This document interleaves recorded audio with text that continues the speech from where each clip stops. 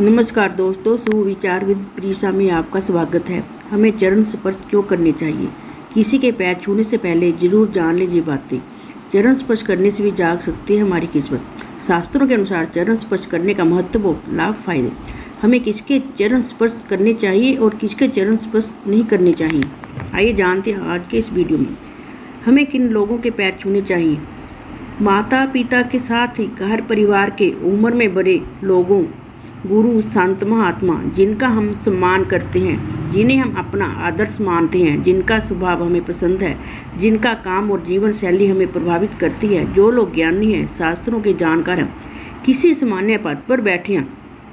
हमारी सभ्यता में अपने बड़ों और आदर योग्य व्यक्तियों के पैर छूकर अभिनंदन करने की परंपरा है, किंतु आजकल के समय में चरणों का स्पर्श करने की जगह एक उंगली से पैरों की ओर संकेत करने की परंपरा बढ़ रही है, जो कि एक चिंता का विषय है। जब हम किसी के चरण स्पर्श करते हैं तो हृदय में समर्पण, विनम्रता का भाव जागृत होने के साथ ही अहंकार नष्ट होता है। बड़ों से आशीर्वाद के माध्यम से सकारात्मक ऊर्जा की प्राप्ति होती है। चरण स्पर्श करते समय दोनों हाथों से दोनों पैरों को छूना चाहिए। एक हाथ से पैर छूने का तरीका सही नहीं है। पैर छूने से कमर के साथ पूरे शरीर की स्ट्रेचिंग होती है। किसी के पैर छूने के लिए जब हम झुकते हैं तो उत्तनासन की स्थिति बनती है। उत्तनासन से कमर के साथ ही पूरे शरीर की स्ट्रेचिंग होती है। स्ट्रेचिंग से शरीर का तनाव, जकड़न, अकड़न दूर होती है। ब्लड सर्कुलेशन दुरुस्त होता है। पीठ दर्द से राहत मिलती है। झुकते समय पेट पर दबाव पड़ता है। अगर उत्तनासन नियमित रूप से किया जाता है तो पेट का अतिरिक्त फैट भी खत्म हो जाता है। चरण स्पर्श करने के फायदे। पिता के पैर छूने से सूर्य बलवान होता है। भाभी के पैर छूने से शुक्र बलवान होता है। स्त्रियों के चरण स्पर्श करने से बुध और शुक्र मजबूत होते हैं। बड़े भाई के पैर छूने से मंगल बलवान होता है। बड़ी बहन और बुआ के पैर छूने से बुध ठीक होता है।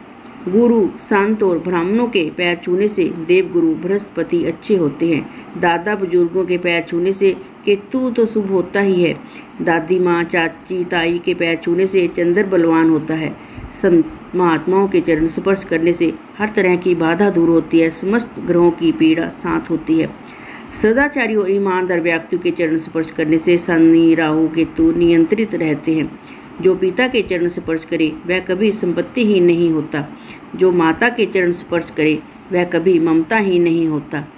जो बड़े भाई के चरण स्पर्श करे वह कभी शक्तिहीन नहीं होता। जो बहन के चरण स्पर्श करे वह कभी चरित्रहीन नहीं होता। जो गुरु के चरण स्पर्श करे वह कभी बुद्धिहीन नहीं होता। जो चरण स्पर्श किसके नहीं करने चाहिए? नंबर 1, स्पर्श करने का एक विधान है। ऐसे व्यक्तियों के चरण स्पर्श नहीं करने चाहिए जो सो रहा हो, क्योंकि हिंदू धर्म के अनुसार लेटे हुए व्यक्ति के पैर केवल तभी स्पर्श किए जाते हैं जब उसकी मृत्यु हो चुकी होती है। तो मंदिरों में मूर्ति के सामने किसी के चरण स्पर्श नहीं करने चाहिए। विवाहित पुरुष को अपनी सास ससुर के पैर नहीं छूने चाहिए। कुकर्म, बुरे लोगों के व्यक्ति के चरण स्पर्श भी नहीं करने चाहिए, क्योंकि इसका दुष्प्रभाव पैर छूने वाले पर भी पड़ेगा। ध्यान या पूजा करते हुए व्यक्ति के चरण स्पर्श भी नहीं करने चाहिए।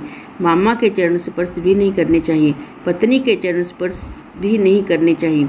शमशान से लौटते हुए व्यक्ति के चरण स्पर्श करना भी वर्जित माना गया है। अगर आपको वीडियो पसंद आई हो तो लाइक और सब्सक्राइब करना ना भूलें। आगे और वीडियो देखने के लिए हमारे चैनल से जुड़े रहें। आप सभी पर श्री राम की कृपा बनी रहे और हमारे चैनल को सब्सक्राइब करें। धन्यवाद।